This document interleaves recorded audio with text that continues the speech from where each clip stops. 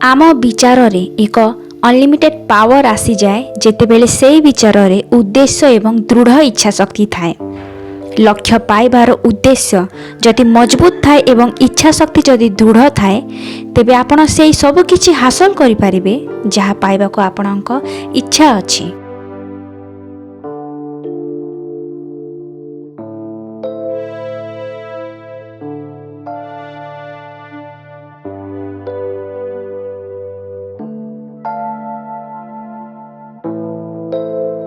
किंतु कहानी रे आगो को बढ़िबा आगरु आसंतु मु आपण माननकु एई लोकप्रिय self help book think grow and rich सह परिचय करई दिए। 1937 मसीहारे पब्लिश होइतिबा लोकप्रिय बही थिंक ग्रो एंड रिच रो लेखक हेउचंती नेपोलियन हिल। से थिले जणे लेखक, अमेरिकन जर्नलिस्ट एवं लेक्चरर। एही बही लेखिबा पई तांको 20 वर्ष रे रिसर्च करिबा को पड़िथिला एवं 500 रु ऊर्ध्व धनी व्यक्ति मानक इंटरव्यू मध्ये नेइथिले। एही बही रे एपरि सब फॉर्मूला माने अछि जहाको उपयोग करी आपण जीवन रे सफलता पाई परिबे। ताहेले चलंतु कहानी आरंभ करिबा। एबे एपरि जणे व्यक्तिक विषय जानिबा जे थॉमस एडिसन को संगे बिजनेस करिबा पई भाबिथिले एवं से हेउचंती एडविन बर्न। निज एई जर्नी रे एक अत्यंत गुरुत्वपूर्ण फॉर्मूला खोजी बाहर करिथिले कि केमिति थॉट्स रो माध्यम रे रिच हे परिबा, केमिति निजर विचार शक्ति बल रे आमे जीवन रे सफलता पाई परिबा। एवं एही खोजर सक्सेस तांको प्रथम चेष्टा रे ही मिली नथिला।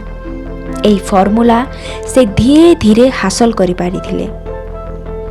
एही गुरुत्वपूर्ण फॉर्मूला रो खोज रो आरंभ तांको सेई इच्छा रो आरंभ हेतिला जहा तांको महान एडिसन को बिजनेस पार्टनर बनेइबा पई शांति रे सोइबा को देउ नथिला। बर्न्स का इच्छा शक्तिर सबुठु बड़ कथा एया जे से पूरा क्लियर थिले कि तांको एडिसन को संगे काम करिवार अछि ना कि एडिसन को ऑफिस रे काम करिवार अछि।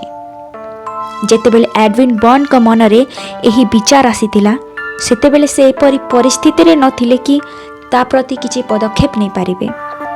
तांको सम्मुखरे दीटी बड़ प्रतिबंधक थिला। प्रथमटी थिला एइटा जे ना से केबे भी थॉमस एडिसन को संगे साक्षात करिथिले ना थॉमस एडिसन तांको जानिथिले। एवं द्वितीयटी तांको पाखरे एते पैसा नथिला जे से रेल भड़ा दे ऑरेंज न्यू जर्सी पर्यंत जाई पारिथान्ते। एई सबु प्रतिबंधक एते बड़ थिला जे एहा बेसी भाग लोकमानक कॉन्फिडेंस को छोट करी सेमानक विचार को हत्या करिवारे मध्य सक्षम। किंतु एडविन बर्न का उद्देश्य तांको इच्छा शक्ति एते दुर्बल नथिला। से निष्पत्ति नहीं सारी थिले कि तांको ईस्ट ऑरेंज को जीवार अछि। तेणु से बिना टिकट रे माल गाड़ी रे यात्रा करी ईस्ट ऑरेंज पर्यंत पहुंची गले। से एडिसन को लैबोरेटरी रे निज परिचय देले एवं कहिले जे से एई इन्वेंटर को संगे बिजनेस करबा को आसीथिले। बर्न्स निज इंटरव्यू देला परे एडिसन को ऑफिस रे एक छोट पदवी रे नियुक्ति पाइथिले एवं तांको सैलरी मध्य खूब कम थिला। एडिसन को पाई सेई पदवीर कार्य गुरुत्वपूर्ण न थिला किंतु बर्न्स को पाई सेई छोट पदवीर कार्य अनेक गुरुत्वपूर्ण थिला। एई सुजोगरु बर्न्स को निज बिजनेस स्किल एडिसन को देखैबार एक सुजोग मिलिगला। एमिति अनेक मास बीती जाउथिला किंतु सेमिति भावे किछि भी उन्नति हेउ नथिला जा द्वारा से निज लक्ष्य आड़ को आगे पारिबे। किंतु तांकर इच्छा शक्ति अत्यंत दृढ़ थिला एवं से सबकॉन्शियसली एडिसन को बिजनेस पार्टनर हेई निजर एई विचार को आउ बेसी जोर देकी भाबिबा को लागिले। साइकोलॉजिस्ट माने यह सत कहिचंती जे जदि किछि विचार माइंड रे घर करी जाए ताहेले ताहा वास्तव रे सामना को आसी जाए। बर्न केबे भी निज लक्ष्य रु विचित हेइ नथिले। से पूरा भावरे निजको निज लक्ष्य प्रति समर्पी देइथिले। परिस्थिति जे भली हेले मध्य बर्न्स का मनरु केबे भी एई विचार जाई नथिला जे से एडिसन को संगे बिजनेस करिबा पय आसीछंती।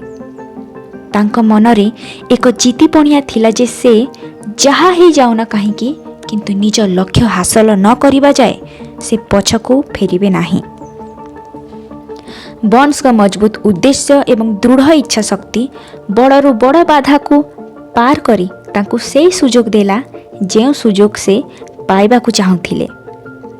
देखिबाकु गले सुजोग मानकर विशेष गुण एया जे एमाने पूरा स्वतंत्र शैली रे आम सामना को आसंती। खाली सेतिकी नुहे जेपरि आमे भाबी थाउ तार पूरा ओलटा दिगुर आसंती। एपरि भी कुहा जाई पारे कि सुजोग मानकर एहा एक चालाकी थाए जे सेमाने पछ दरजारु आसंती आउ केते केते बेले तो सेमाने दुर्भाग्य एवं किछि समयर हारर रूप नहीं आम सामना रे आसी जांती। बोधे सेइथिपाई बेसी भाग लोके सुजोग मानकु चिन्हिबारे भूल करि बसंती। सेई समय रे एडिसन एक नुआ डिवाइस तैयारी करथिले जहार नाम एडिसन डिस्टार्टिंग मशीन थिला। परे ताहा एडिकोन नाम रे मध्य जणागला।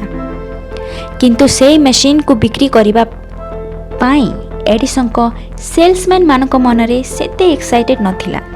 सेमानकु लागुथिला एई मशीन को बिक्री करिबा पाई सेमानकु अनेक परिश्रम करिबाको पड़िबो। बर्न्स को एई सुजोग रही तो दरकार थिला। से एई सुजोगर भरपूर फायदा उठाइले आउ संगे संगे एई मशीन को बिक्री करिबार इच्छा प्रकाश कले। एही मशीन टी एपरि थिला जे एहा पाई दुनिया रे केवल 2 जण लोक ही एक्साइटेड थिले। एक तो बर्न एवं द्वितीय जण एई मशीन को बनेइबा लोक। बर्न्स एते बढ़िया भाबे मशीन को बिक्री कले जे एडिसन बर्न को से मशीन को पूरा देश रे मार्केट रे डेलीवर करिबार कॉन्ट्रैक्ट ही दे देले। एई बिजनेस डील टा एते सक्सेस पाइला जे बर्न अनेक धनी हे गले। किंतु एहाटू बेसी एया प्रमाण कले जे जदि आपण किछि जिनिस पाइबा पाई प्रतिज्ञाबद्ध हे जिवे ताहेले आपण मते सेई जिनिस पाई परिबे। असल रे बर्न्स केते पैसा कमाइले एहार सठिक जानकारी तो नाही, किंतु एटा अनुमान करा जाय कि से सेई समय रे 20 रु 30 लाख डॉलर कमाई थिले। परिशेष रे बर्न्स जहा चाहिथिले ताहा करि पारिले। बर्न्स सेतेबेले ही भाबी नै थिले कि तांको एडिसन को संगे पार्टनरशिप करिवार अछि।